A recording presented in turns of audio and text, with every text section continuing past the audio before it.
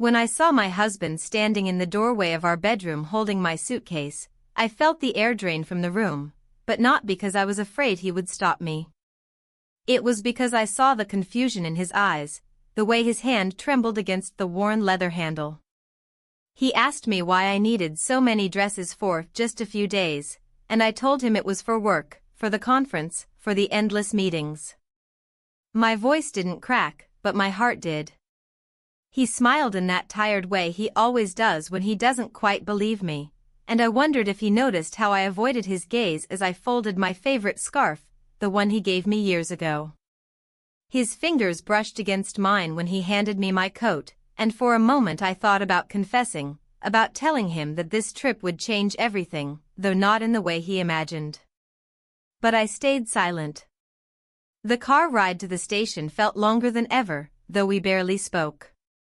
He asked if I packed my charger, if I had enough cash, if I printed the itinerary. Questions so normal, so familiar, that they almost lulled me into thinking everything was fine. But I knew better.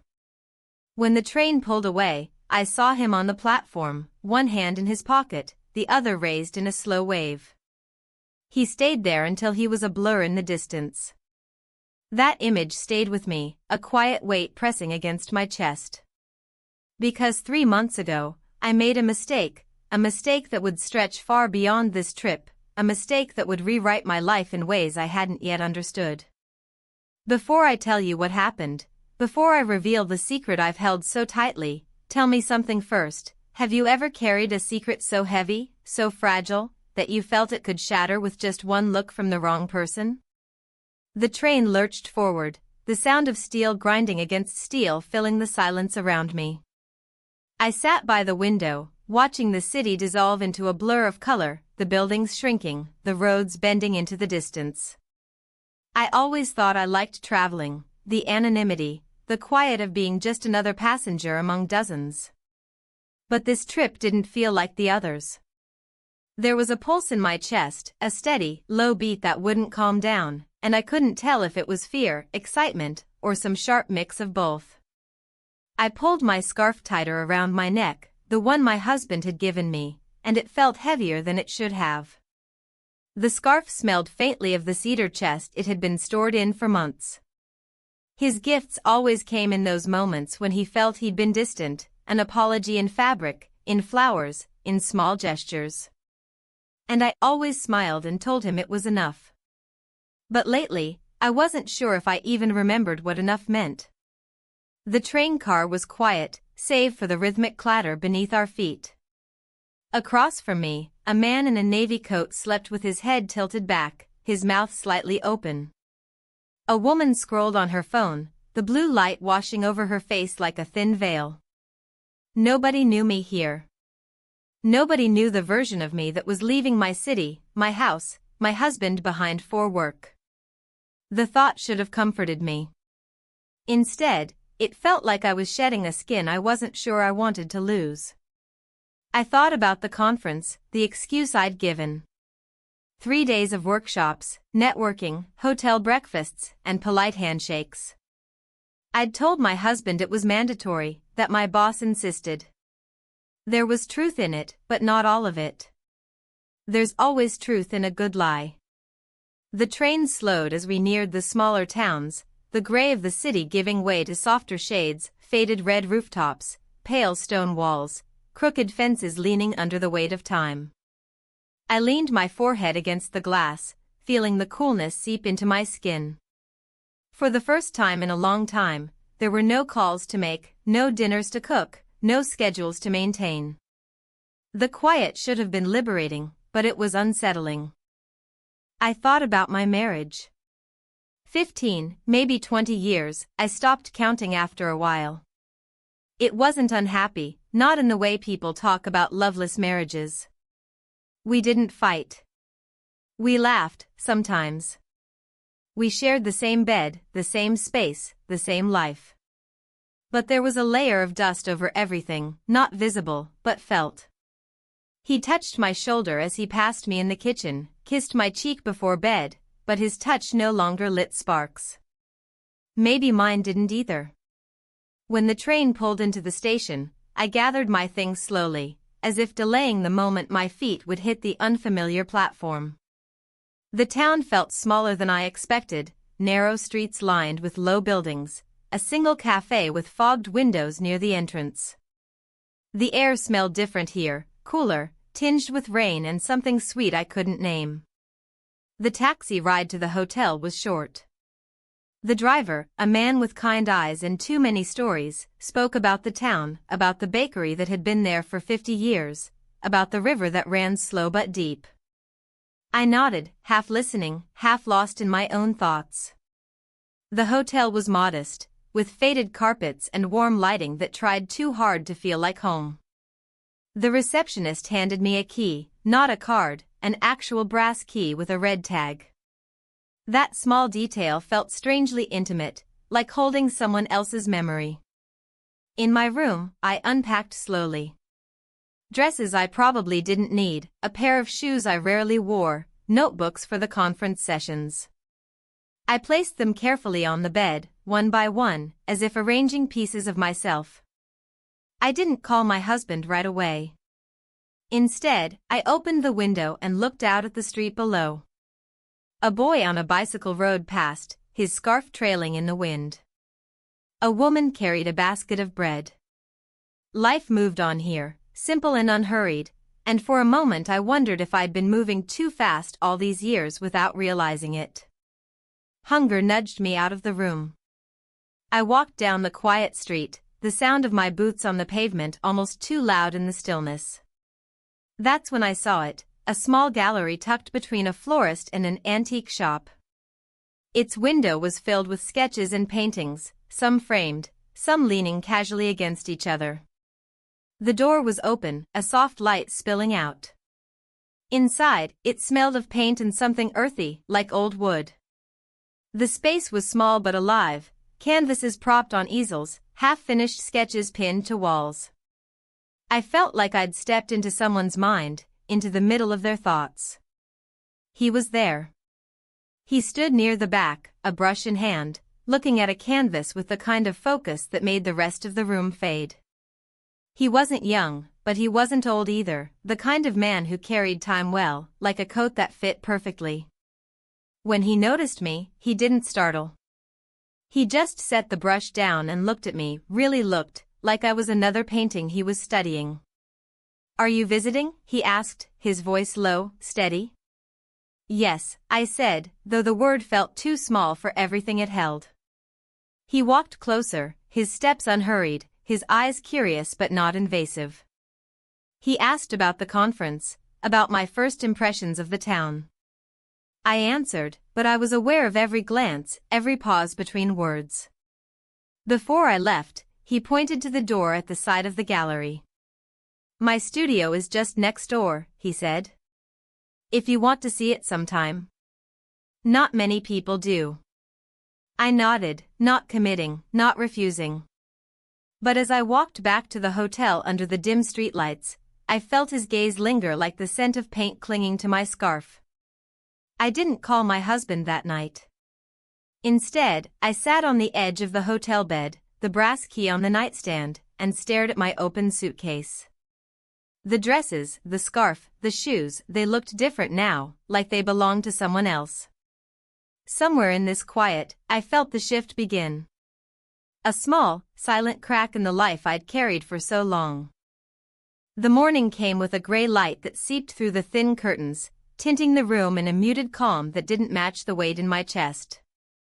I woke earlier than I meant to, the silence of the hotel room pressing on me, and for a long time I simply sat there, staring at the unfamiliar wallpaper, feeling the cool floor under my bare feet. It was strange how quickly a place could start to feel both like a refuge and a reminder, a pause in my real life, but also a mirror reflecting back the things I hadn't wanted to admit. I thought about calling my husband. The phone lay on the nightstand, face down, like it knew I wasn't ready to pick it up. I imagined his voice, steady and familiar, asking if I'd slept well, if the bed was comfortable, if I'd had breakfast yet. The thought was almost soothing, and then it wasn't. Because I didn't want to answer his questions with half-truths, and I wasn't sure I had full truths left to offer. The hours stretched as I dressed, slower than usual, fussing with my hair longer than needed. I didn't know why I cared so much about what I looked like for a day that was supposed to be about nothing more than meetings and paperwork. Except I did know. I knew because of the gallery, and the man with the steady voice and the kind of attention that made the air between us feel sharp and alive. By late morning, the streets were already damp with an earlier rain. The air smelled like wet stone and coffee from the cafe near the corner. I walked without much thought, telling myself I was only wandering, that I just needed to stretch my legs before the afternoon sessions. But my feet knew better. They took me toward the gallery, turning at the right streets without hesitation, as if they'd memorized the way overnight. The door was open again, the same warm light spilling out, and for a moment I stood at the threshold, half considering walking away. I could have gone back to the hotel, found some sensible excuse for my restlessness. But I stepped inside. He was there, of course. This time he wasn't holding a brush but a pencil, a sketch pad balanced on one knee as he sat on a low stool. When he saw me, he didn't look surprised, as though he had expected I would come back. He set the pencil down, not quickly but with a deliberate ease, and rose to greet me. "Back already?" he asked. His voice was the same, quiet, unhurried, but there was something in it, the slightest undercurrent, as if he already knew why I was there. I nodded. "I had some time before the afternoon meetings," I said, and even as I spoke, I wondered if he could hear the lie in the word some. The studio next to the gallery felt different than the public space I'd seen yesterday. It was smaller, more intimate, cluttered with unfinished canvases leaning in careless angles against the wall, jars of brushes standing like flowers in mismatched cups. The air smelled of oil paint and paper and something faintly metallic, like sharpened pencils. He gestured to a stool near the window. "Sit if you'd like." I was just working on a few sketches. I sat, feeling awkward at first, like a guest who didn't know the rules of someone else's house. My coat felt too heavy on my shoulders, my hands unsure of where to rest. He picked up his sketch pad again, flipped to a clean page, and looked at me in a way that made my pulse stutter, not inappropriate, not invasive, but focused, as though every line of me was something to study. "You have an interesting face," he said, almost absent-mindedly, like he was noting the color of the sky. "Not just pretty, but interesting. It tells a story." The words landed heavier than I expected. It had been so long since anyone said something about me that wasn't about what I did, what I managed, what I remembered to bring home from the store. Interesting. The word itself felt like a hand brushing the dust off something forgotten. I shifted slightly on the stool, unsure of how to react. "I'm not really used to sitting for things like this," I said, half laughing, half hoping he'd offer me a way out. "Don't think of it as posing," he replied. "Just sitting. Existing. Sometimes that's enough." I tried to relax, to let my shoulders fall, to keep my eyes on something neutral like the windowsill. But his gaze kept catching me, not because it was too intense, but because it was too steady. It wasn't the distracted look of someone half listening, it was the look of someone who saw every tilt of my head, every small movement of my hand. Minutes passed like that, his pencil scratching softly against the page, my breathing louder than it should have been in my own ears. The room felt warmer than it had when I walked in. Or maybe it was just me. I thought about my husband then, unbidden, about how he used to look at me when we were younger, when we were new. I wondered when his gaze had stopped lingering, when mine had stopped seeking it. It wasn't sudden, just a slow fading, like colors left in the sun. The sound of the pencil paused. I looked up without meaning to, and he was looking back at me, closer now than I remembered him being. His eyes met mine, and for a moment neither of us moved. There was no grand gesture, no prelude. Just a single, shared moment that felt both impossible and inevitable. We kissed. It was brief. Simple. But it shook something loose inside me that had been still for too long. I pulled back slightly, enough to breathe, enough to think, and immediately the weight of it hit me. The kiss itself had been small, but the meaning was too big. I stood from the stool, my hands restless, brushing at my coat as though dusting off something invisible. I should probably get back, I said, though I couldn't quite look him in the eye. He didn't argue. He didn't apologize or explain. He simply nodded, as if he understood something I didn't yet know how to put into words. The walk back to the hotel felt longer than the one there. The streets seemed different now, the same cobblestones, the same cafes, but they felt sharper, louder, as though I'd been changed and the world knew it. In my room, I sat on the edge of the bed again, the brass key still on the nightstand where I'd left it, staring at my reflection in the darkened TV screen. My lips didn't look different, my hair was the same, but I knew something had shifted. I thought of calling my husband then, thought of telling him some safe, simple story about my day. But what could I say? That I'd wandered into a gallery, that I'd sat for a sketch, that a stranger's gaze had woken something in me? That a kiss had happened, and that I wasn't sure how or why, only that it did. Instead, I lay back on the bed and stared at the ceiling, the hum of the radiator filling the silence. My thoughts looped endlessly, circling around the same impossible truth. A single moment, a single kiss, had changed everything I thought I knew about what I wanted, and what I feared. The morning after the kiss felt heavier than the others, as if even the walls of the hotel knew what had happened and were pressing in slightly, holding the weight of the secret. I woke before the alarm I hadn't set, my body restless, my mind looping in tight circles. There was no dream I could blame for the unease, it was the memory, the briefness of it, and how it seemed to ripple outward long after. The hotel room smelled faintly of coffee from someone else's breakfast down the hall, and for a moment I wished I could lose myself in that ordinariness, the comfort of trays and small cups and chatter from the lobby. But I knew that for me, today wouldn't be ordinary. I stood by the window for a long time, looking down at the empty street, watching as a shopkeeper unlocked the door of the bakery, as if those quiet, simple gestures could calm the thrum in my chest. I thought about not going back to the gallery. I rehearsed that choice in my head, like a script. I would keep busy with work, bury myself in the conference, write notes, attend every session. I would keep my distance.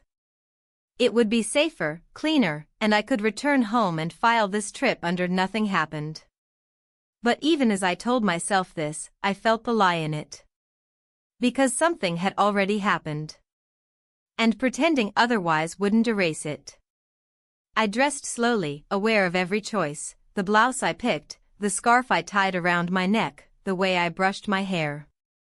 I told myself I was being practical, that it didn't matter, but it did. Everything mattered now, in ways it hadn't just days ago. Breakfast in the small hotel dining room was polite and muted, the kind of place where travelers read newspapers and keep to themselves. I sipped tea that had gone too cold and pushed crumbs around my plate, my mind elsewhere. When my phone buzzed, I jumped a little, half expecting his name on the screen, though I hadn't given him my number. It was my husband, of course. I stared at the message longer than I should have. Asterisk, did you sleep well? How's the weather? Don't forget to call later, asterisk, ordinary words. The kind we'd exchanged for years.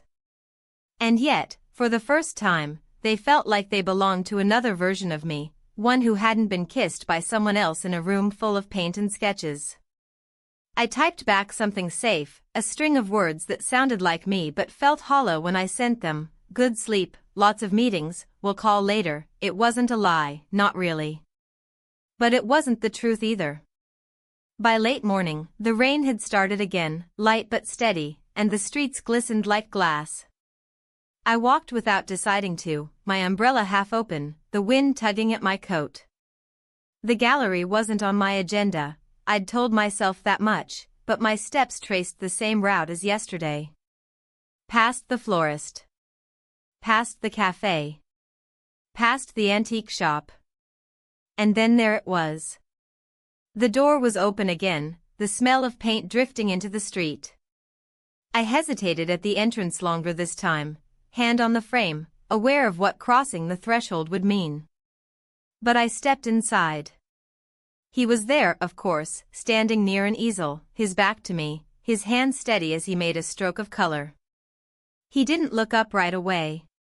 He didn't need to, it felt as though he already knew I was there. Back, he said after a moment, not as a question, just an observation. I nodded. I was nearby, I replied, and even as the words left my mouth, I heard the hollowness in them. The studio felt smaller today, as if the air itself remembered the kiss. Canvases leaned against the walls at new angles, some with only a few lines drawn, others with full, sweeping shapes. Everything looked unfinished, as though waiting. He gestured toward the same stool by the window, the one from yesterday. I sat, not even pretending this time that it was accidental. He picked up his sketchpad again but didn't start right away. Instead, he studied me, the quiet between us longer than before. There was no awkwardness in him, no apology. If anything, there was an ease, as though what happened had been expected, natural. The pencil moved finally, slow lines, deliberate. I sat still, aware of how I held my hands in my lap, how my shoulders curved, how the scarf sat at my throat. I felt myself being seen, and it was unsettling in a way that wasn't entirely uncomfortable. I wondered about the story my face told, the one he claimed to see. Did it show the years of marriage? The dinners cooked, the holidays shared, the unspoken routines? Did it show the things that weren't there anymore, the moments that had faded, the ones I couldn't name without feeling the sting of loss? The minutes stretched. The only sounds were the scratch of pencil and the rain outside. I thought about what it meant to sit here, to let him look at me like this, to let this small, quiet thing grow into something larger than I intended. When he paused again, setting the pencil down, his eyes lifted to mine. There was no move toward another kiss, no step forward, no gesture. But something in the stillness between us felt louder than words. I found myself speaking before I meant to. I shouldn't be here, I said, the words thin but honest. He didn't argue. He didn't say I should. He just watched me, his gaze calm, as though waiting for me to finish the thought. But I am, I added quietly. The silence that followed felt like an answer in itself. When I left the gallery, the rain had slowed, the sky a lighter gray. I walked back to the hotel with my umbrella closed, letting the drops fall on my coat. The streets were wet, the cobblestones slick, and yet I moved slowly, as if hoping the walk would stretch longer. Back in the room, I hung my coat carefully, wiped the water from my scarf, and sat again at the edge of the bed. The suitcase lay half open where I'd left it, the contents neat but somehow exposed, like pieces of a life I wasn't sure I recognized. I stared at my phone for a long time before picking it up. I considered calling my husband, telling him about the rain, about the bakery, about the conference sessions I hadn't attended. I considered telling him everything. But the words wouldn't line up in a way that made sense. Instead, I put the phone back down and sat in the dim light, the rain's soft patter against the window the only sound. I thought about the kiss again, about how small it had been, and how impossibly large. I thought about how I hadn't meant for any of this to happen, how I hadn't planned it, how a single choice to step inside a gallery had set off something I couldn't yet stop. I thought about tomorrow. And I knew that tomorrow I would go back. The next morning felt different in a way that was hard to name. Not heavier like the day before, but sharper, as though the air itself carried a kind of alertness that pressed against my skin. I woke early again, the ceiling unfamiliar and too white, the radiator humming in a steady, low rhythm. There was no dream I could blame for the tightness in my chest, just thoughts, turning over and over, refusing to settle. I sat on the edge of the bed for a long time, staring at the suitcase that was still half open on the floor. The clothes inside were folded neatly, but they looked wrong now, like artifacts from another life. Each dress, each blouse felt like it belonged to someone I wasn't anymore, or someone I was only half remembering. Breakfast came and went in a blur. I sat at one of the small tables in the corner of the hotel dining room, sipping tea that had cooled too quickly, tasting almost metallic in my mouth. The room smelled of toast and weak coffee, the hum of conversation low and safe, but it didn't quiet my thoughts. Every movement, stirring sugar into my cup, buttering bread, felt deliberate, almost rehearsed, as if slowing things down could delay whatever was coming next. When my phone buzzed, I glanced down quickly, my breath catching before I even saw the name. It was my husband again. The message was short, "How's the conference?" I stared at those 3 words longer than I should have. I tried to imagine how he pictured me right now, maybe sitting in a conference hall, pen in hand, nodding at someone speaking about business strategy or market projections. I wondered if he imagined the quiet hotel mornings, the streets I walked, the places I went. Probably not. He trusted me. That thought was both comforting and unbearable at the same time. I replied with something safe again. Words that looked fine on the screen but felt thin the moment I pressed send, * busy day ahead. Will call tonight, *. After breakfast, I told myself to stay in the hotel. I told myself to attend the sessions, to take notes, to do all the things I had come here to do. I told myself that yesterday had been enough, that I didn't need to see him again. But by late morning I was walking the same streets again, my feet carrying me without hesitation. The rain from the night before had dried, leaving the cobblestones pale and clean, the air damp but fresh. I walked past the same bakery, past the same cafe, and the gallery was there, waiting. The door was open again. I stepped inside before I could talk myself out of it. He was there, of course, standing near the back of the gallery this time, his hands streaked faintly with charcoal, his hair a little messier than yesterday. He didn't look surprised to see me. He simply set down what he was holding, a sketchbook this time, and met my eyes like he'd been expecting me. "You came back," he said. His tone was calm, almost neutral, but there was something in the way he said it, an unspoken acknowledgement that this wasn't just a casual visit anymore. I nodded, though I didn't have an answer ready. "I had time," I said, the same flimsy excuse as before. He didn't press. He didn't need to.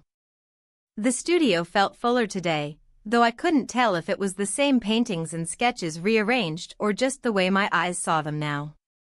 Canvases leaned against one another like they were sharing secrets, and there was a smell of turpentine that clung faintly to the air.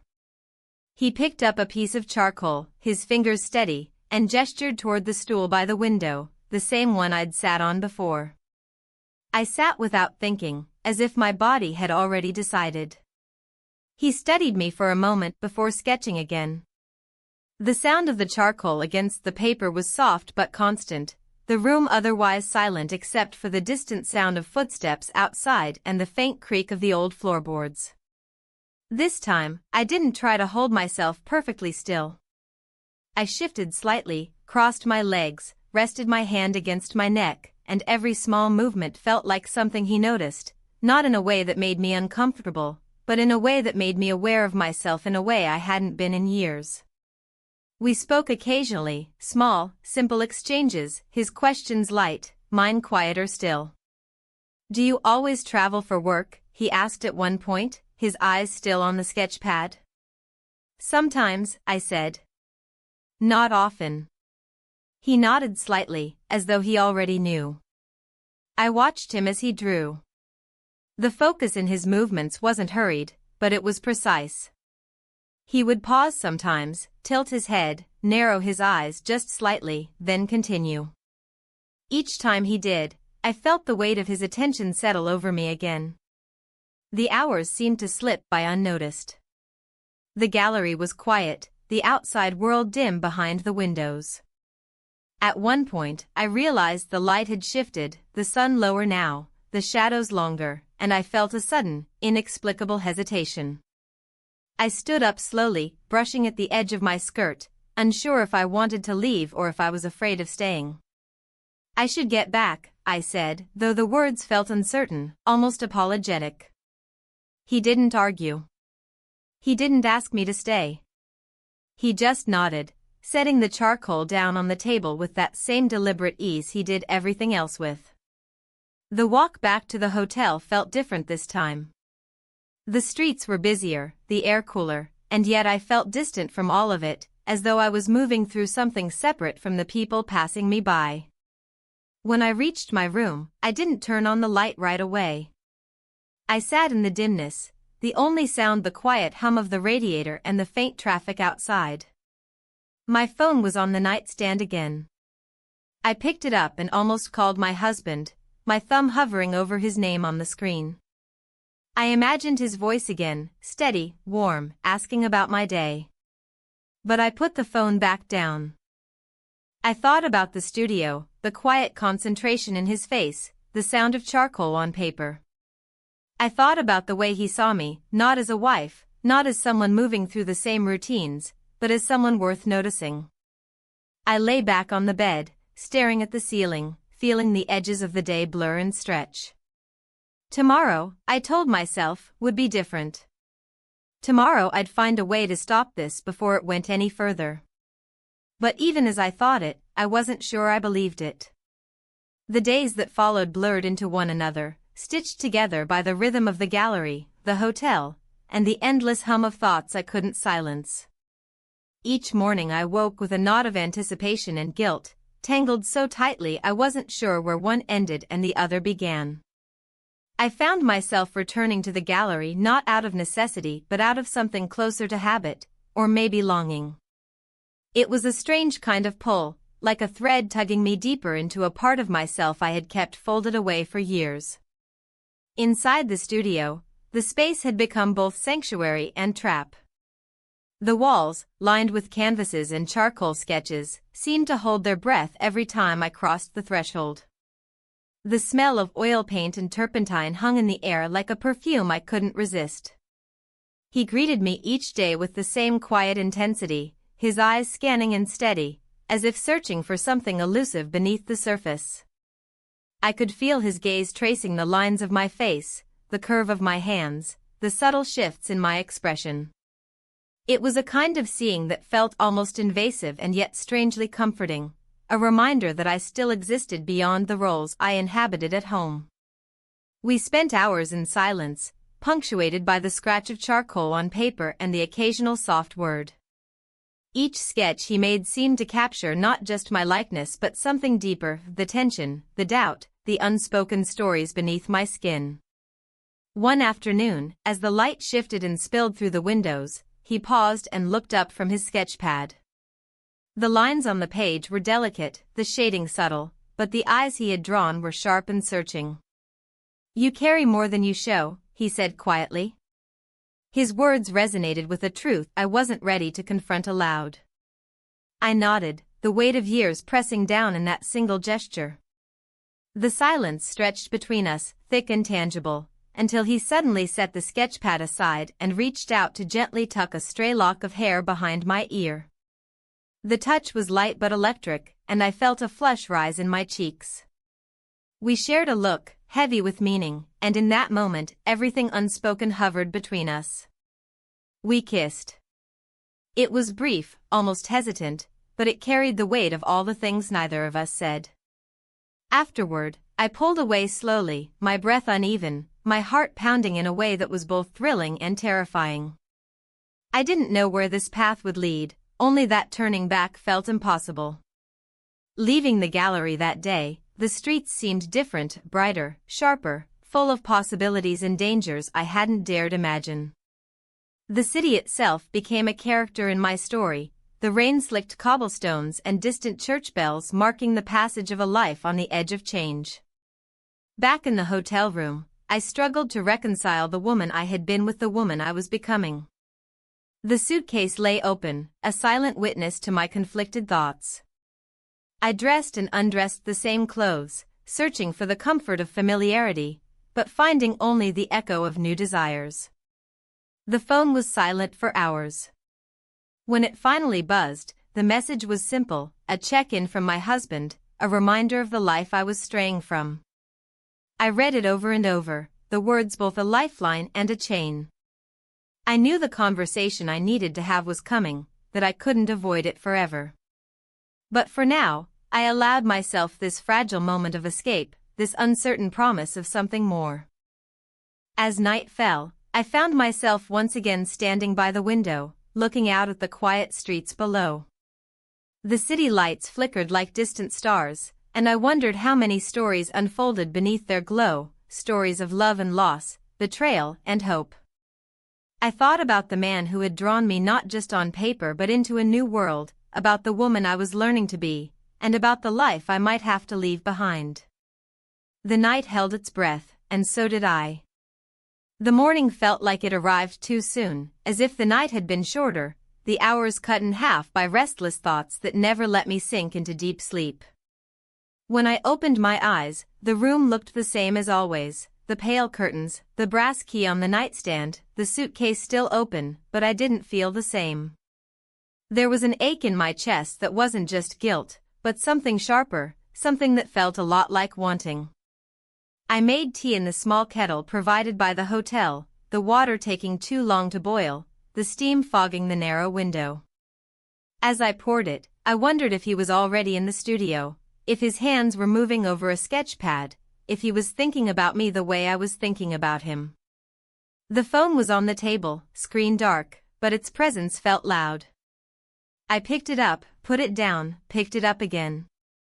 There was a message from my husband, sent late the night before, hope your meetings went well.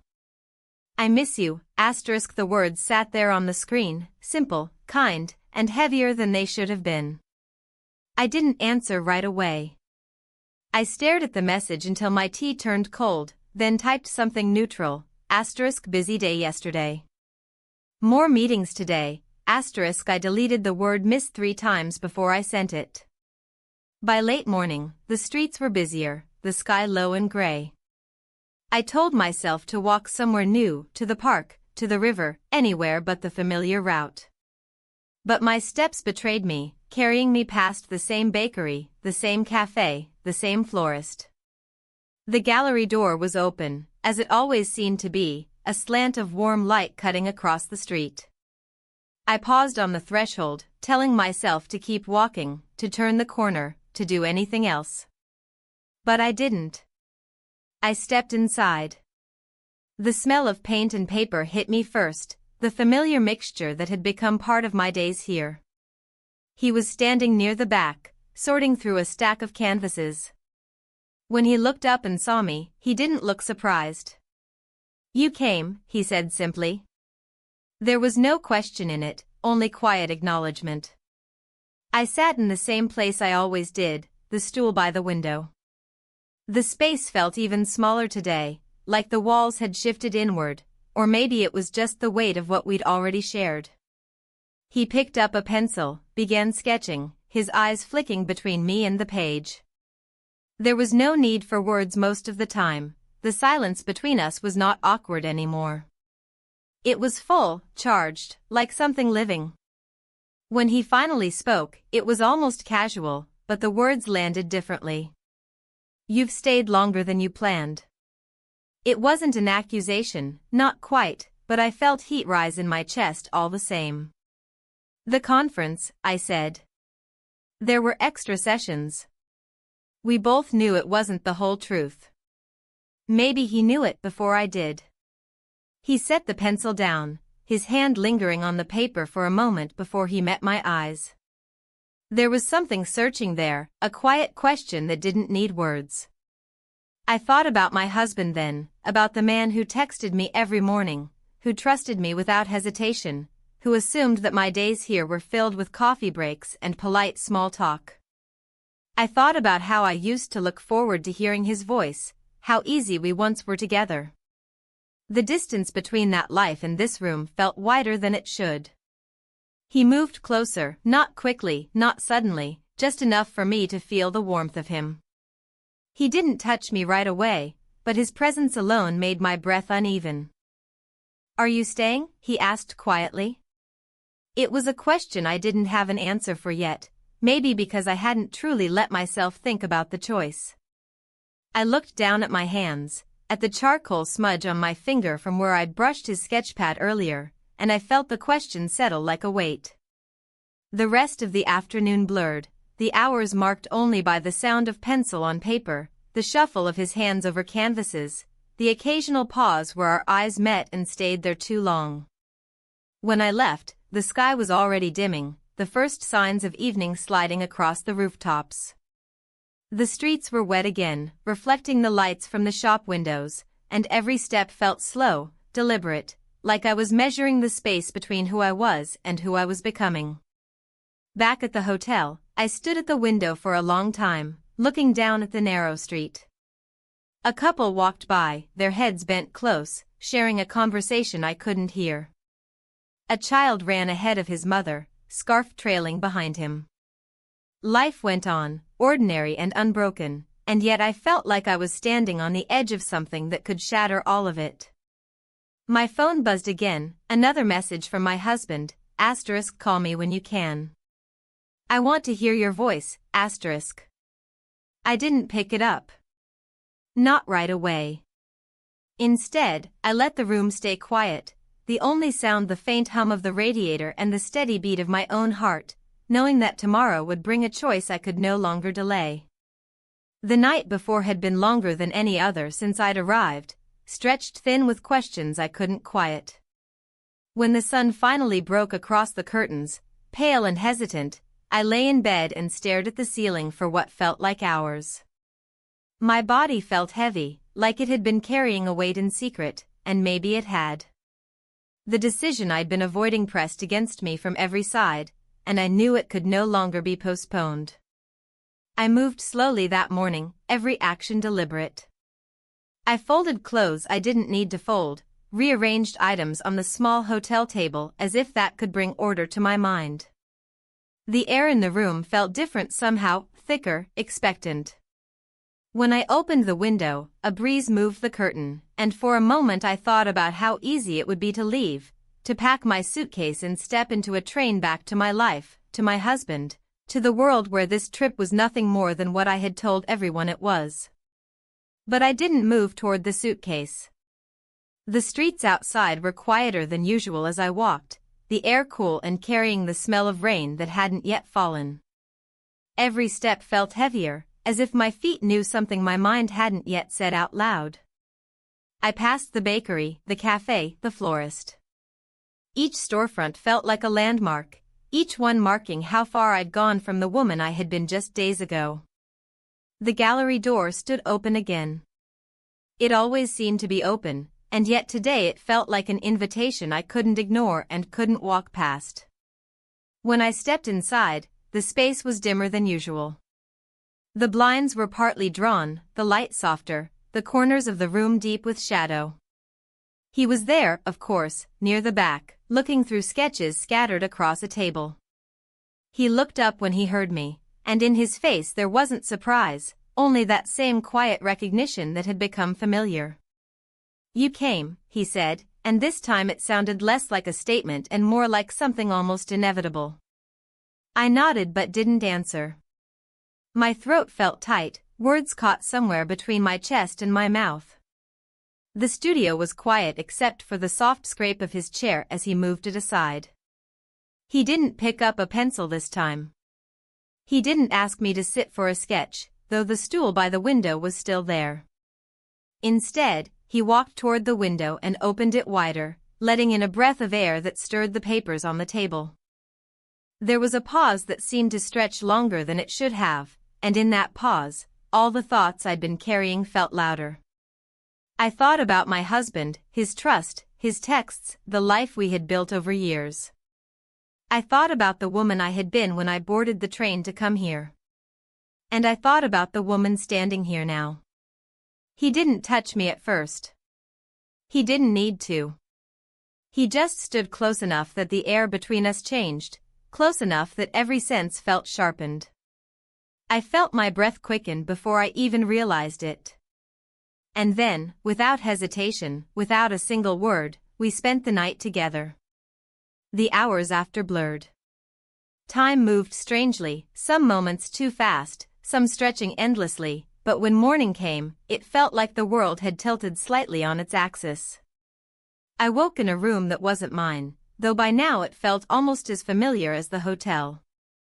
The early light cut across the floor in thin lines, and the air smelled faintly of paint and paper, that same scent I'd carried with me from the first day I'd stepped into the gallery. For a long time, I stayed still, staring at the ceiling, my thoughts circling the same question, what now? The decision I'd been delaying wasn't just close anymore. It was here, and it was unavoidable.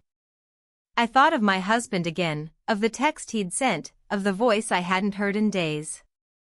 I thought of the life waiting for me, or maybe not waiting anymore. When I finally rose, the world outside felt quieter, as though it knew something had shifted, and maybe it had. Because after last night, nothing would ever be the same. The morning after felt different in a way I couldn't immediately name. It wasn't shock, not exactly, and it wasn't regret, though I searched for it and half expected it. It was something quieter, heavier, a realization that the line I had been inching toward for days had been crossed, and there was no way to pretend otherwise. The light through the curtains was thin, gray, almost reluctant. The room smelled faintly of turpentine and something earthy, the scent of the gallery that clung to me now like a second skin. I sat on the edge of the bed, my bare feet pressing into the cold floorboards, and stared at the walls as though they might offer answers I didn't have. I thought of my husband first, not because I wanted to but because his absence felt louder now. I imagined him at home, the routines we built still moving without me, coffee in the same mug, the quiet shuffle of newspapers on the table, the way he probably checked his phone expecting a message from me. He didn't know yet. He couldn't. But the distance between us wasn't just miles anymore. It was something far harder to close. I found my phone where I'd left it in my bag. There were messages waiting. His name on the screen. "How's the trip? Call me later, I miss you." The words blurred together as I read them, my thumb hovering over the reply button but not pressing it. I typed something once. Deleted it. Typed again. Deleted again. Finally, I wrote the same safe words I'd been sending for days, *, meetings are busy. We'll call tonight, *. It felt thinner this time, like even the phone might not believe me. I dressed slowly, each movement deliberate, each choice weighed. I wasn't sure what I was dressing for, the day ahead, the world outside, or simply to feel like myself again, though I wasn't sure who that was anymore. The walk back to the hotel had been quiet the night before. This morning, the streets felt sharper.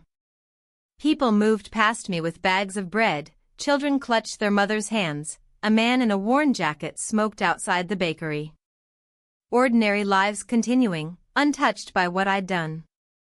At the hotel, I lingered in the lobby longer than necessary, pretending to browse the brochures for local attractions I knew I wouldn't visit. Anything to avoid the stillness of my room for just a little longer. Eventually, I climbed the narrow staircase, the brass key cold in my hand. Inside, the room looked the same as always, but it didn't feel the same. The bed was neatly made again by the hotel staff, the small table wiped clean, the curtains drawn halfway. And yet I could feel what had changed, even if no one else would. I sat at the small desk and opened my notebook, trying to write something down, anything, even just a list of tasks for the day, but the pen hovered over the page, and nothing came. My thoughts were scattered, heavy, and tangled. I thought about leaving. About packing my suitcase right then, calling a taxi, catching the next train. I pictured myself stepping off the platform back home, greeting my husband with a practiced smile, telling him stories about conference rooms and business dinners. It was tempting, the idea of slipping back into that familiar life like a coat I'd hung up for too long. But the idea didn't settle. It didn't feel like an answer. By afternoon, I found myself walking again. I told myself I was going to the cafe, that I needed air, but my steps traced the same route. Past the bakery. Past the florist. Past the antique shop. The gallery door was closed this time, but the light behind the glass told me it was open. Inside, the air felt different, quieter, as though it too was holding its breath. He was there, standing near an easel, his hands stained faintly with paint. When he saw me, he didn't look surprised. "You're back," he said.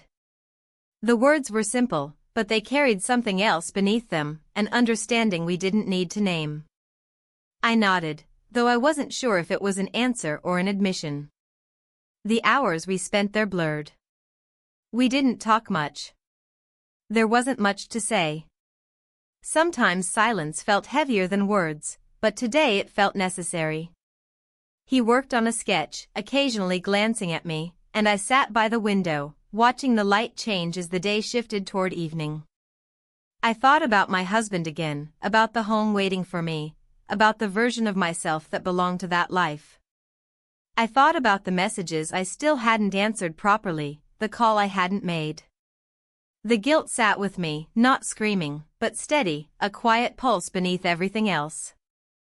And yet, beneath the guilt, there was something else, an unfamiliar calm, a strange kind of peace that came not from what I'd done but from the fact that I couldn't pretend anymore. When I finally returned to the hotel that night, the streets were empty. The air was cold, the kind that turned each breath into mist, and for a long moment I stood outside the door, staring at the lights in the windows. Inside, the room felt smaller than ever. I sat on the bed, my hands resting on my lap, and stared at my phone again. My husband's name lit up the screen with another message, "When can we talk?" I didn't answer right away. I placed the phone face down on the table and let the quiet fill the room, heavy and unavoidable, knowing that soon I would have to choose, and that the choice would change everything. The morning started with a jolt, not because of an alarm, but because of the vibration of my phone against the nightstand. The sound was sharp in the quiet room, a reminder of the world I'd been keeping at arm's length. I reached for it slowly, part of me already knowing whose name I would see before the screen even lit up. It was my husband. His message was short but not abrupt, asterisk I've been thinking. I might come visit. Surprise you, asterisk.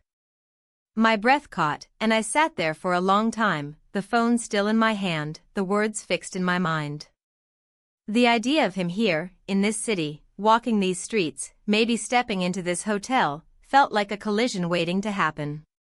My first instinct was to type back "no, don't," but the words wouldn't come. My fingers hovered over the keyboard, then fell away.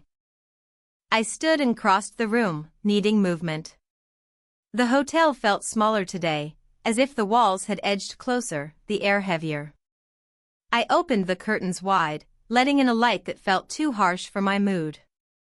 The streets below looked the same, the bakery already busy, a man unloading crates of fruit outside the cafe, but I felt a tightening in my chest knowing that nothing about this day would be ordinary. I poured tea but didn't drink it. I laid out clothes but couldn't decide what to wear. My mind kept circling back to the message, to the way his words implied love, trust, maybe even excitement, feelings that now pressed against me like a weight. When I finally left the room, the streets felt colder. The wind was stronger, enough to whip my scarf loose, and I tied it again with fingers that didn't seem steady. I walked quickly, not sure if I was hurrying towards something or away from it. The gallery door was closed when I arrived, but the lights were on. I pushed it open, the bell above the door ringing softly, and stepped inside. He was there, as always, standing near the back, bent over a canvas. He turned when he heard the door, his expression calm, but there was something in his eyes, a kind of question, though he didn't voice it. I stood there for a moment, not moving, not speaking, and then finally crossed the room. "I got a message," I said. The words felt heavy, as if speaking them made them more real. He tilted his head slightly, waiting. "My husband wants to come here." He said it might be a surprise. The silence that followed was long, but not uncomfortable, just full. He didn't ask questions. He didn't say what I should do. He just looked at me, his gaze steady, as if letting me hear my own words in the quiet. I sat on the familiar stool by the window, but I couldn't sit still. My hands kept moving, adjusting my scarf, smoothing the crease of my skirt. My thoughts were moving just as restlessly, imagining my husband arriving at the station, walking through these streets, maybe finding the gallery. I thought about all the days I'd been here, all the choices that had led to this moment, and for the first time, the idea of those worlds colliding felt terrifying in a way I hadn't let myself feel before. He finally spoke, his voice low but even. "What will you do?" It was a fair question, the only question, and one I didn't have an answer for. The hours passed quietly, the studio filled with the scratch of pencil against paper and the occasional sound of brushes clinking against jars. He worked, and I sat, but neither of us filled the silence more than we had to. When I left, the streets had begun to darken, the lamps glowing in the misty air.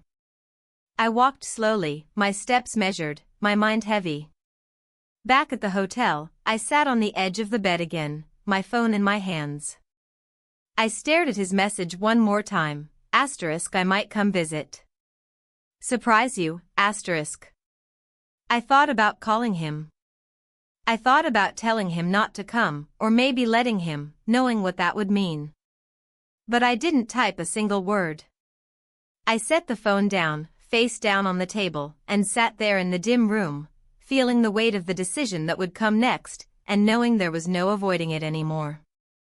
The message from my husband sat on the screen long after I had read it, and even though I hadn't replied, it felt as if the decision had already been made in the space between his words and my silence. I might come visit. Surprise you, the words were simple, but the meaning behind them felt like a fault line running through everything I'd been balancing. I woke with that thought still pressing against me, the weight of it woven into the sheets, the walls, even the air in the room. When I opened the curtains, the morning outside was pale and washed out, the kind of light that made colors seem muted. People were already on the street, a woman pushing a cart of bread, a cyclist weaving between puddles, and I stood there for a long moment, wondering what it would mean to see my husband on that street, stepping into the city, asking questions I wasn't ready to answer. I dressed carefully, more carefully than I had any other day. Not out of vanity, but because each choice, which blouse, which scarf, which coat, felt like I was trying to assemble a version of myself that could still hold all of this together. But as I looked in the mirror, I saw the cracks. The walk through the streets felt slower than ever. The wind was colder, sharper, and it made my eyes water. The bakery smelled of warm bread, the cafe was already crowded. It was all so ordinary, and yet, for me, none of it felt ordinary anymore.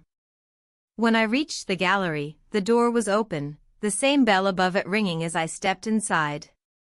The room looked as it always did, canvases propped on easels, brushes left in jars, the air heavy with paint and something metallic. But it didn't feel the same. He was there, near the back, turning a canvas on its side to adjust the light. When he saw me, he didn't look surprised. He never did. "You're quiet," he said, not unkindly, just noticing. "My husband wants to come here," I said. My voice sounded smaller than I meant it to, like it belonged to someone else. He didn't move at first. He didn't fill the silence with questions or assurances. He just stood there, waiting, letting the words settle. I sat on the stool by the window, the one that had become almost a ritual by now. The wood felt familiar beneath my hands, the same scuffed seat, the same view of the street outside. "I don't know what to do," I admitted. The words felt raw, almost sharp in my mouth. There was no answer from him, no easy solution. And maybe that was the truth I needed to face, that there wasn't one. The hours in the gallery passed in a haze. He worked in silence, sketching lines that might have been about me or might not have been, and I sat there, turning everything over in my mind. Every sound, the scratch of pencil, the soft brush of paper, the faint creak of the floorboards, felt louder because of the questions I couldn't silence. I thought about my husband, about the way he would look at me if he arrived here and saw the truth in my face before I even spoke. I thought about the life we had built, and how much of it I had already walked away from without saying the words out loud. By late afternoon, I left the gallery, the weight of what I hadn't decided pressing against my shoulders like a heavy coat. The walk back to the hotel felt longer than usual. The streets seemed to stretch, the cold wind cutting across my face. People hurried past me, their arms full of bags, their voices carrying fragments of conversations I couldn't hear. When I stepped into the hotel lobby, I felt the warmth hit me, but it didn't ease anything. In my room, the suitcase was still open. It had been open for days, clothes folded neatly inside, waiting. I sat on the bed, staring at it, and for the first time since this trip began, I closed it. Slowly, carefully, pressing the zipper across the fabric, the sound loud in the quiet room. My phone was on the table. I picked it up, my thumb hovering over his name, my husband's name, and I knew that whatever I typed now would not just be words. It would be the choice. I could tell him not to come. I could tell him I'd be home soon. I could tell him the truth. The screen glowed in my hand, and I stared at it until my reflection blurred into the light. Then I stood, lifted the suitcase from the bed, and walked to the window. The street outside looked the same as it always had. But for me, nothing about it, or about my life, would ever be the same again.